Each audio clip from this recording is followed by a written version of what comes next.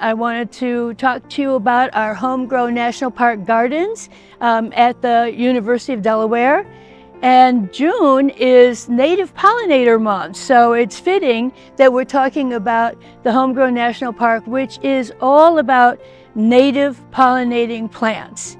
And this has been, the Homegrown National Park has been designed based on Doug Tallamy's information, also from the University of Delaware. And we started with a raised bed with some basic, intense pollinating plants. And then we were able to, with the help of Mary, another master gardener, work into this native garden all of the different pollinating aspects of it.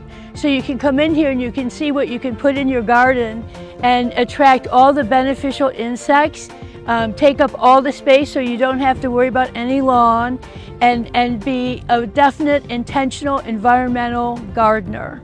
The pollinating plants tend to actually bloom later in the season, which kind of tracks where all the insects and butterflies are going.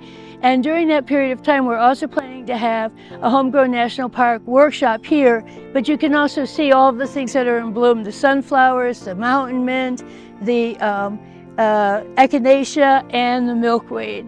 So we look forward to everybody being able to walk through this and get more information on how to participate in Homegrown National Park.